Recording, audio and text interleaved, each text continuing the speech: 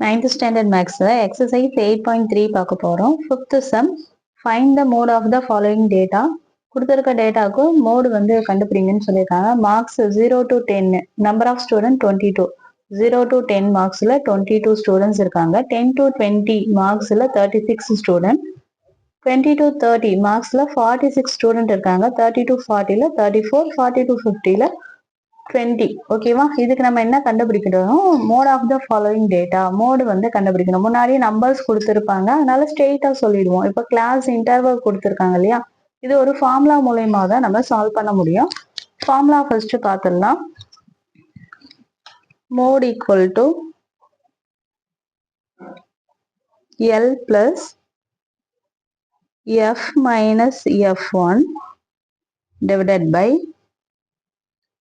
2f minus f1 minus f2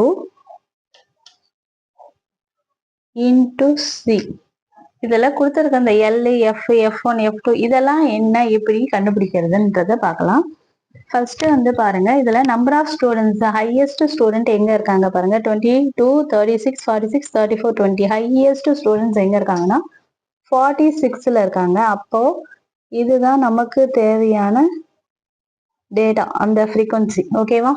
இப்போ இதுதான் என்னன்னா எஃப், நம்ம செலக்ட் பண்ணோம் இல்லையா, இதுதான் என்னன்னா எஃப்.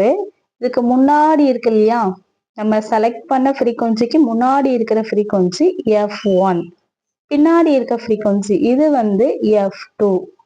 ஓகே, இது வந்து கிளாஸ் இன்டர்வல் வந்து பாத்தீங்கன்னா 0 to 10, 10 to 20, 10 10 10 இன்க்ரீஸ் ஆகுது. அப்ப c ஈக்குவல் டு என்னன்னா 10. ஓகே, ஃபர்ஸ்ட் நம்ம இந்த வேல்யூஸ் எல்லாம் ரைட் பண்ணிடலாம், அப்பதான் ஈஸியா புரியும். எல் இருக்கு இல்லையா, எல் வந்து lower limit of the class. நம்ம செலக்ட் பண்ண கிளாஸ்ல லோயர் லிமிட், இது அப்பர் லிமிட் சொல்லுவோம். லோயர் லிமிட், அப்ப இதுதான் என்னன்னா எல். 20 தான் எல். ஃபர்ஸ்ட் எல்லாத்தையும் ரைட் பண்ணிடலாம், அப்படியே ஃபார்முலால சப்ஸ்டிட் பண்ண ஈஸியா இருக்கும். L equal to lower limit 20, F equal to frequency, selected frequency வந்து 46, f1 ஈக்குவல் டு முன்னாடி இருக்கிறது 36, f2 ஈக்குவல் டு பின்னாடி நம்ம செலக்ட் பண்ண ஃப்ரீக்வன்சிக்கு அடுத்த frequency 34. c means class interval 10 10 increase ஆகுது. அப்போ c ஈக்குவல் டு 10. இப்போ இந்த ஃபார்முலால சப்ஸ்டிட் பண்ணி நம்மளுக்கு கிடைக்கிறது தான் என்னன்னா மோடோடைய ஆன்சர். மோட் ஈக்குவல் டு எல்லோடைய value 20, f minus f1, f உடைய வேல்யூ வந்து 46, f1 உடைய value 36 divided by 2f. 2 into f வந்து 46 minus f1 36 minus f2 34.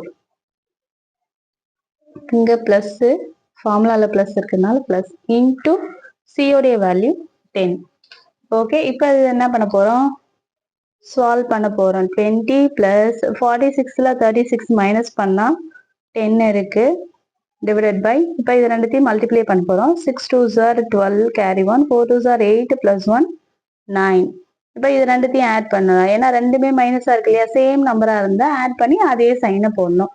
6 plus 4 10, carry 1, 3 3 6, 6 plus 1 7 into 10.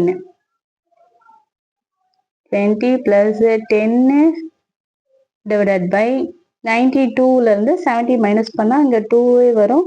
9ல 7 போனா 2 into 10.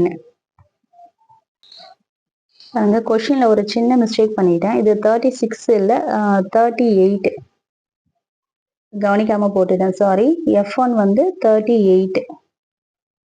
அப்போ இங்க f1 இதுவும் வந்து என்ன ஆகும்னா 38, இதுவும் வந்து 38. அப்போ இங்க என்ன ஆகும்னா 08.